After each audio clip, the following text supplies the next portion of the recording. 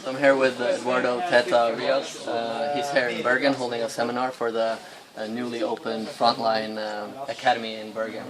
And Eduardo, I wanted to ask you about how you got started in Brazilian Jiu-Jitsu and what got you hooked on it. Yeah, I mean, the start was pretty natural. Where I came from, I was born and raised in Rio de Janeiro. So in the neighborhood that I was born, there was a lot of people from the Gracie family living there. And my grandfather actually he trained Brazilian Jiu-Jitsu with Helio in the Gracie Academy. So he was a huge fan. We was always talking about it. And my uncle used to train BJJ. So when I was 6 years old, I started training some judo, and then naturally my uncle started to bring me to train with him, and I started to learn in different academies when I was a kid in Rio. And then it was pretty natural, I was hooked already, and that was pretty much this. So it was pretty natural since my whole life. Yeah. So you grew up in the beaches of Rio. Yeah. It's a pretty different environment here in the cold Norway.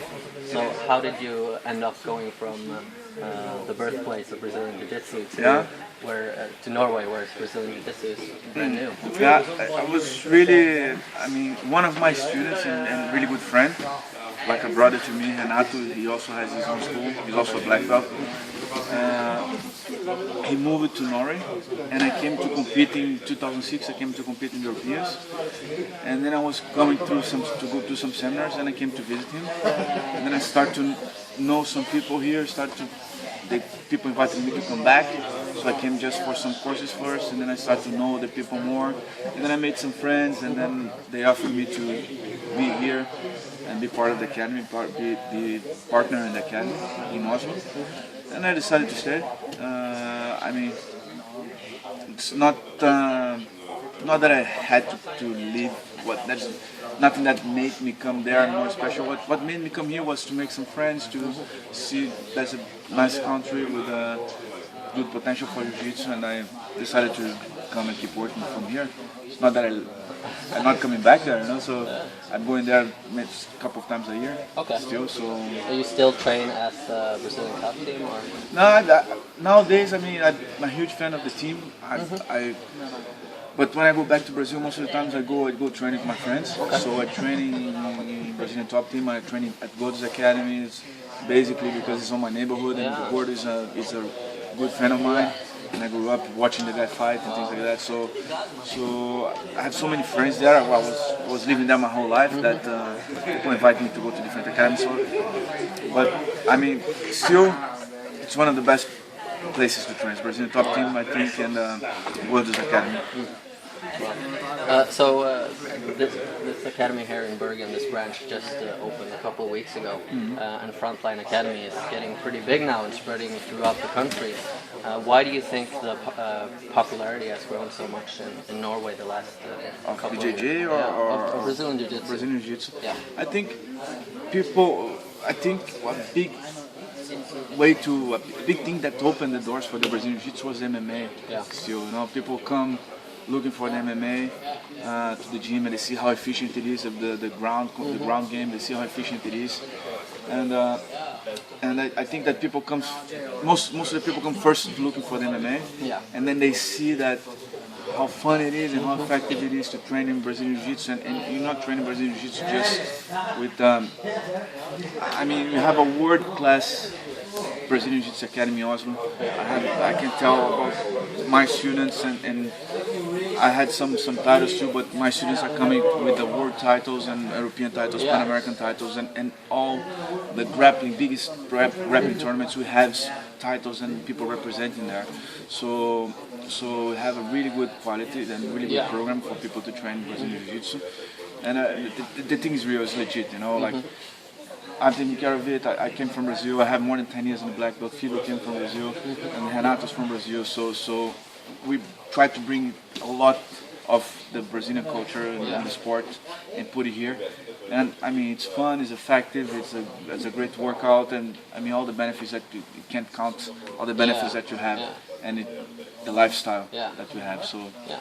And like you said, Frontline Academy has been very successful in competitions throughout Europe and also the world. Can you tell us a little bit about your style of Jiu-Jitsu and why it's so effective and successful in tournaments, do you think? I think that basically there's one thing that I think people here they fall in love with something and it's just dedication. It's no magic trick. It's just dedication. If people want, I'm there every day. I have some black belts there. I have great instructors in my academy. That people that were there for years before I start to come here. They were already doing great work there. So I'm really glad. That's one thing that I know. I'm really glad that I could complement it a little bit because it's not. After I came here, they had this whole work from before, right? Trond Saxenvik, Nick Ruben, Martin Josephson, they had this great work from before. I just complemented a little bit, and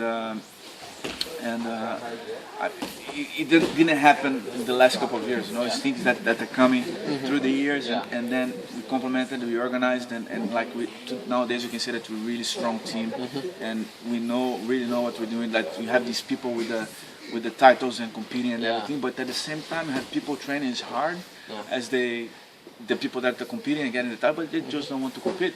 So we have a great sparring, great training partners, great instructors, so you don't need anything else, you just need to go out there and do what you do every day in the academy.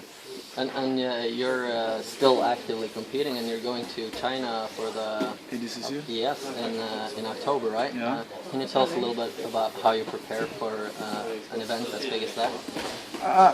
I've been, like I said, I've been training most of my life, and I just try to make, nowadays what I do, I just try to make my game more effective. I study a little bit some different situations that can happen there that I've been through competing. A competition is not a competition. Of course, it's a big competition. It's a big event, but every competition for me is the same. There's no favorites. There's no. I have to go there, do my best, and it's a resume on everything that I've been doing.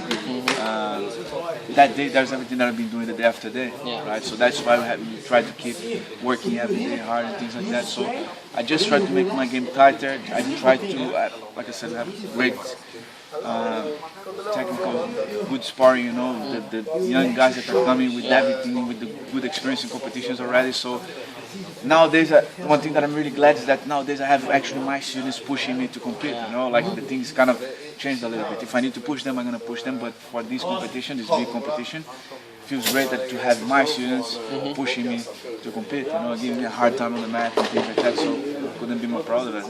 And Royce Gracie recently had an interview where he criticized the younger Gracies for trying to adapt the Brazilian Jiu-Jitsu art more towards mixed martial arts. What are your thoughts on that? Is it changing so that the traditional? I think it kind of, in a way, it makes sense because Brazilian Jiu-Jitsu it's so efficient, but nowadays it's more like a show. They have to put up the show there. They need to play by that rules. But I still have no doubt that if it's a challenge of styles or if it's no time limit and people can do, I'm pretty sure that the Brazilian Jiu-Jitsu will be the strongest art that you can have there. Okay. So I think in a way it makes sense. If you go to do your jiu-jitsu there, if they're great jiu-jitsu fighters, Gregor Gracie, Royce Gracie, they were like great, they're amazing guys. So with the jiu-jitsu there, I can't even say, so their levels like they're up there. So if they go there to do their Brazilian jiu-jitsu, I'm sure they could beat anyone in the cage. Right? They have great chances. But you have to put up a show. It's part of the show to do that. It's a business nowadays. Last question: do you have any up-and-comers from Frontline that Norway should be aware of in the future? You have a lot. It's even hard to name them, but I have some guys preparing some guys that are gonna be. Some guys are already pretty much known. My brown belts and some purple belts, but we're preparing a group of guys that are coming in the next year, but probably with everything. Okay. So a lot to look forward to in the Brazilian Jiu-Jitsu world. Yes. Thank you, Eduardo. Thank you. For the interview. Thank you. And I hope to see you again in Bergen. Sure.